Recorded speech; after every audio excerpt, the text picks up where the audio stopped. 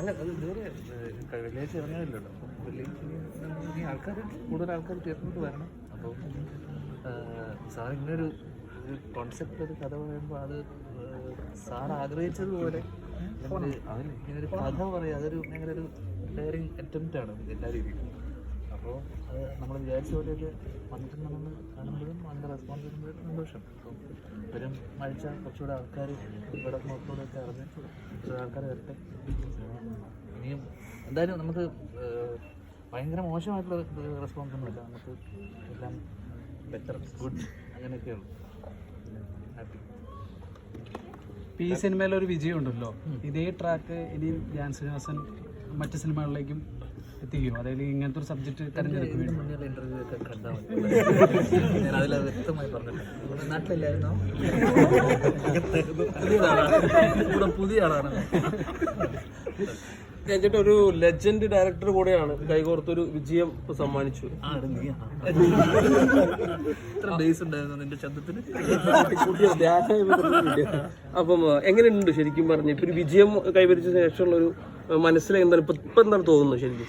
അല്ല, ഇത് സാറിന്റെ സ്ഥിരം ഫോർമുലയിലുള്ള ഒരു മാസി അല്ലെങ്കിൽ ഭയങ്കര ആൾക്കാരെ എന്താ പറയണ്ടേ മറ്റേ ഗൂസ് ബം മൊമെന്റ്സ് അങ്ങനെ ഒരു സിനിമയല്ല. ഇത് കുറച്ചുകൂടെ സാർ ഒരു കഥ പറയാൻ ആഗ്രഹിച്ചു. സാറിന്റെ ലൈഫിൽ നടന്ന ഇൻസിഡന്റിനെ ബേസ് ചെയ്തിട്ട് ഒരു കഥ പറയാൻ ആഗ്രഹിച്ചു. ആ കഥ കൊണ്ട് അതിന്റെ ഒരു സിനിമയ്ക്ക് ഒരു പർപ്പസ് ഉണ്ടാവും. ആ പർപ്പസ് മീറ്റ് ചെയ്യുക എന്നുള്ളത്.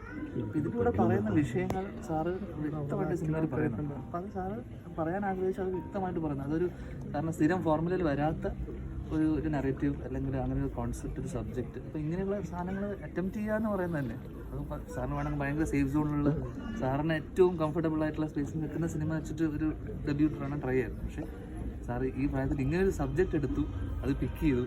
അത് തന്നെ അതിന് തന്നെ നമ്മൾ ഒരു എന്താ പറയണ്ടേ അങ്ങനെ ഒരു അറ്റംപ്റ്റിനാണ് നമ്മൾ ഡെഫിനറ്റ്ലി എക്സ്പെരിമെൻ്റൽ തന്നെയാണ്.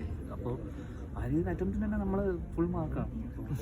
അല്ല, അത് ശരിക്കും പറഞ്ഞാൽ ഫസ്റ്റ് സംവിധാനത്തില് വരുന്നൊരു നടൻ ധ്യാനായി മാറി. അതിലൊരു ഭയങ്കര സംഭവം ഉണ്ടല്ലോ.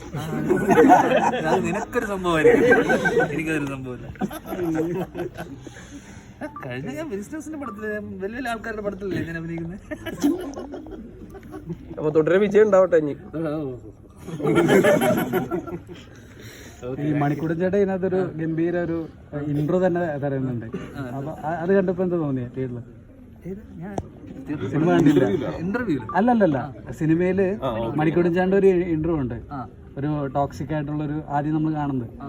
അപ്പൊ അത് കണ്ടായിരുന്നോ? സിംഗ് കണ്ടായിരുന്നോ? ഇല്ല, ഞാൻ ഷൂട്ട് ചെയ്ത് ഡബ് ചെയ്ത സമയത്ത് കണ്ടത്, എനിക്ക് ഓർമ്മയില്ല.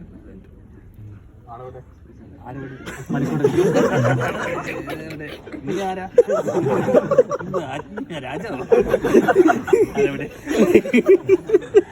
ഈ അന്ധവിശ്വാസങ്ങളും അല്ലെങ്കിൽ വിശ്വാസങ്ങളും വട്ടവർക്ക് അത് വരുന്നുണ്ടല്ലോ. അപ്പോൾ ധ്യാൻ ശ്രീനിവാസൻ ഇത്തരം വിശ്വാസങ്ങളിലൊക്കെ വിശ്വസിക്കുന്ന ഒരാളാണോ? അത് ഞാൻ ഇവിടെ പറയുന്ന ഞാൻ നിന്നോട് പേഴ്സണലി വിശ്വാസങ്ങളെ കുറിച്ച് സിനിമ പറയുന്ന ഒരു ആശയമുണ്ട്. ഈ അന്ധവിശ്വാസം, ഇതിലാണ് ഞാൻ ഇവിടെ നിർത്തിയിരിക്കുന്നത്. അന്ധവിശ്വാസമാണെങ്കിലും ഏതൊരു പ്രവചനമാണെങ്കിലും നിങ്ങൾക്ക് ആത്മവിശ്വാസം ഉണ്ടെങ്കിൽ അതിലേക്ക് മറികടക്കാൻ പറ്റും. അതാണ് ഈ സിനിമ പറയുന്നത്. ആ ഒരു പവർ ഓഫ് പോസിറ്റീവ് തിങ്കിങ്, അതാണ് നമുക്ക് വേണ്ടത്. ഇപ്പൊ ഫുൾ നെഗറ്റിവിറ്റിയിലാണ് നടന്നുകൊണ്ടിരിക്കുന്നത്. ആ നെഗറ്റിവിറ്റിയുടെ നടുവിൽ നിങ്ങൾക്ക് പോസിറ്റീവ് തിങ്കിങ് ഉണ്ടെങ്കിൽ, നിങ്ങൾക്ക് ആത്മവിശ്വാസം ഉണ്ടെങ്കിൽ എന്തും മറികടക്കാം. ഞാൻ മറികടക്കുന്ന സിനിമ. Thank you.